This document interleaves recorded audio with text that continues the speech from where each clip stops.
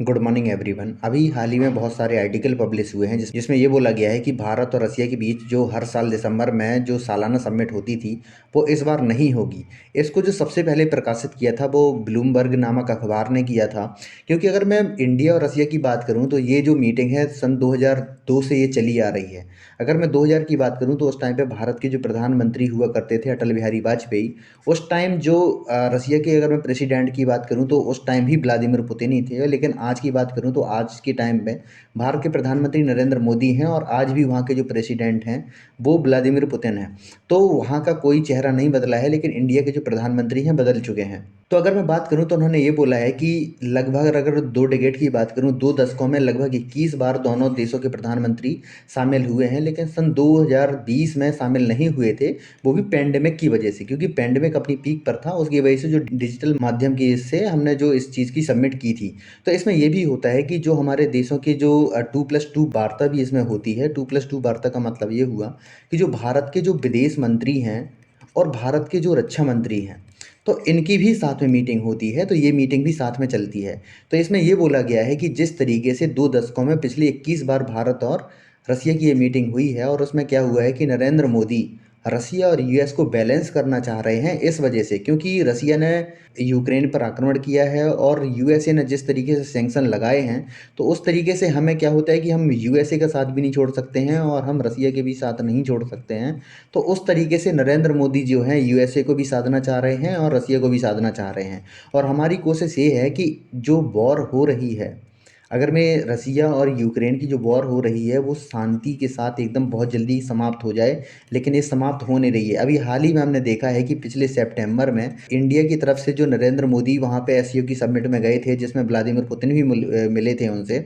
उन्होंने पीएम मोदी ने कहा था उनसे कि ये टाइम युद्ध का समय नहीं है, दिस टाइम नॉट एर ऑफ वॉर, इस टाइम से उन्होंने बोला था। हाल ही में हमने ये देखा है कि जिस तरीके से उन्होंने न्यूक्लियर थ्रेट की जिस तरीके से धमकी दी है, अगर मैं व्लादिमीर पुतिन की बात करूं, उस तरीके से भी उस वजह से भी इन्होंने जो कैंसिल किया है अपनी समिट को।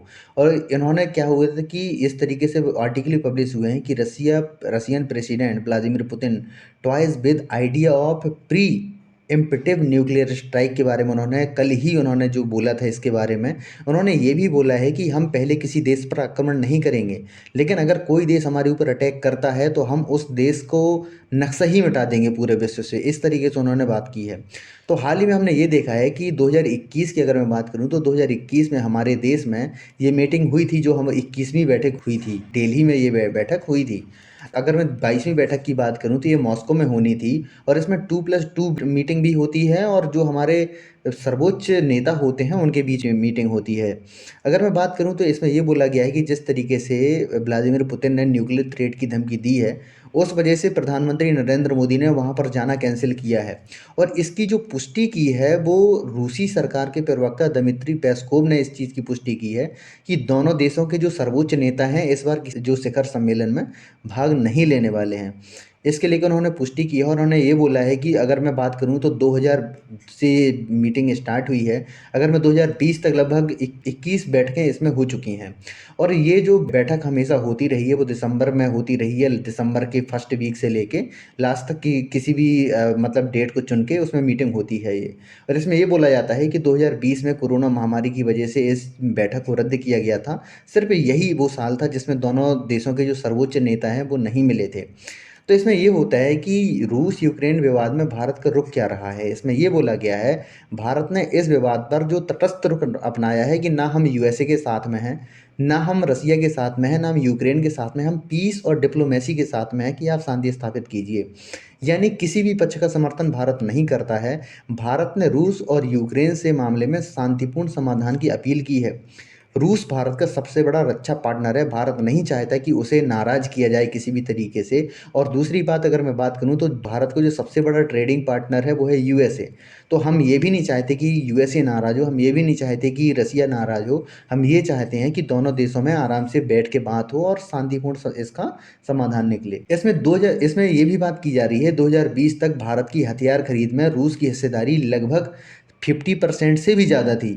बहुत ज़्यादा हमारा जो हार्डवेयर है, अगर अगर मैं अब हमारे जो हथियार होते हैं उनकी बात करूं तो बहुत ज़्यादा जो हथियार हैं हमारे रूसी मेड हैं। तो हम उनसे इस तरीके से जो अपनी दोस्ती है ख़राब नहीं कर सकते हैं, क्योंकि अगर इस तरीके से हम दोस्त करेंगे तो जो उनके कल पुर्जे हैं, जिस तरीके से उनकी अगर हमें सर्विसिंग करवानी है तो उसके लिए हम किसके पास जाएंगे। ये भी हमारे पास सबसे बड़ा मुद्दा है। उसमें ये भी बोला जाता है कि अमेरिका भारत का जिस तरीके से व्यापार आगे बढ़ रहा है, उसमें अभी हमने हाल ही में देखा था कि जिस तरीके से इंडिया और चाइना का जो व्यापार होता था उसको भी इस साल उन्होंने क्रॉस करके पहले नंबर पर यूएसए आ गया है। और इसमें ये बताया गया है कि लगभग जो इंडिया और यूएसए का जो व्यापार होता है वो 10 लाख करोड़ से ज़्यादा हो गया है, अगर मैं 2021-22 की डेटा की अगर मैं बात करूं। अगर मैं इसमें ये भी बोला जाए कि भविष्य के लिहाज से अमेरिका का विरोध भारत के लिए संभव नहीं है, क्योंकि अमेरिका बहुत बड़ी मार्केट भी है हमारे लिए बहुत सारी चीज़ें हैं। तो इसमें ये बोला गया है कि हमारे लिए खास तौर पर अगर मैं इंडिया की बात करूं तो इंडिया के लिए यूएसए का मतलब बाइकआउट करना संभव नहीं है। अगर मैं टाइम की अगर मैं बात करूं, अभी हाल ही में ये बोला गया है कि जिस तरीके से पुतिन ने ये कहा है कि यूएसए ये चाहता है, यूएसए का ये चाहना ये है कि ये जो वॉर है 2025 तक चले, क्योंकि इसमें ये बोला गया है कि जिस तरीके से यूएसए ने यूक्रेन को लगातार जो अपने हथियार हैं प्रोवाइड किए हैं, तो उससे उनको क्या होता है कि कोई भी देश किसी भी देश को मुफ्त में तो मतलब जो हथियार है देगा नहीं। तो उन्होंने ये बोला है कि जिस तरीके से उन्होंने हथियार दिए हैं, तो ये चाहता है यूएसए कि ये वॉर लगभग 2025 तक चलनी चाहिए, ये वॉर ख़त्म नहीं होनी चाहिए।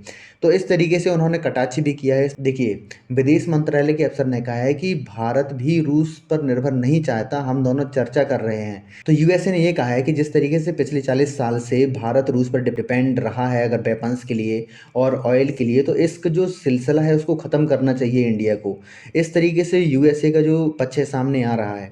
और इसमें ये बोला गया है कि जिस तरीके से हमारा और जापान का जिस तरीके से ट्रेड व्यापार जिस तरीके से बढ़ रहा है, और लगातार जो जापान की इन्वेस्टमेंट आ रही है इंडिया पे, तो उसको भी हम दुखी नहीं कर सकते, उसके भी हम विपक्ष में खड़े नहीं हो सकते। ये भी एक हमारे लिए चुनौती हमेशा रहती है, क्योंकि हाल ही में रसिया ने अपने जो मिसाइल डिप्लॉय कर दिए हैं, जो कुरिल आइलैंड होते हैं, जो रसिया और जापान के बीच में विवाद का विषय भी है। तो उसमें ये बोला जाता है कि उन्होंने mobile coastal defence missile system जो है नॉर्दर्न कोरल आइलैंड के बीच में डिप्लॉय किया है, जिसमें अगर मैं बात करूं तो इसमें कमचटका पेनिनसुला है, उसमें इन्होंने डिप्लॉय कर दिया है, जो कुरिल आइलैंड के बीच है। और इससे क्या होता है कि जापान को थ्रेट पहुंचता है। अगर मैं इसकी मैप की बात करूं तो मैप में अगर मैं बात करूं तो जो ये ओस्टॉक सागर होता है, ये कुरिल आइलैंड है, ये सारे जो हैं कोरल आइलैंड हैं। और यहाँ पे इसमें जो क्या हुआ है, रसिया ने अपना जो मिसाइल डिफेंस सिस्टम है इस डिप्लॉय कर दिया है। अगर मैं मैप की बात करूँ तो ये ओस्टॉक सागर आपको यहाँ मिलने वाला है। देखिए, यहाँ से ये इंडिया है। इंडिया से जब आप यहाँ से ऐसे जाते हैं साउथ चाइना सी होते हुए, तो यहाँ पे जो ये जापान है, जापान के ये वाला जो भाग है, ये कुरिल आइलैंड वाला ये भाग है। कमचटका जो पेनिनसुला है वो ये मिलने वाला है, कमचटका पेनिनसुला ये है। तो यहीं पे जो रसिया ने अपनी जो मिसाइल सिस्टम है, जो मिसाइल है डिप्लॉय कर दी है, जिससे क्या होता है कि जापान को इससे थ्रेट पहुंचता है। अगर हाल ही में हमने ये भी बहुत सारे आर्टिकल पब्लिश हुए हैं कि 2027 तक जो जापान इंडिया के जो इंफ्रास्ट्रक्चर पर लगभग $42 बिलियन खर्च करने वाला है। तो ऐसा नहीं हो सकता कि हम किसी भी वजह से या इन सब चीज़ों की वजह से हम जापान को नेग्लेक्ट कर दें या जापान को अनदेखा कर दें। तो हमारी प्रायोरिटी ये है कि हम ना तो जापान को इस चीज़ से अलग कर सकते हैं, ना ही हम रसिया को इस चीज़ से अलग करते हैं। हमारी जिम्मेदारी ये है कि ये जो सारा समाधान है बैठ के शांतिपूर्ण तरीके से निकले। भारत की ये नीति भी रही है हमेशा से। तो हमारा यही पक्ष है इसमें। तो इसी वजह से जो वेस्टर्न मीडिया है उन्होंने कहा है कि इंडिया के जो प्रधानमंत्री हैं इस बार मीटिंग नहीं करेंगे।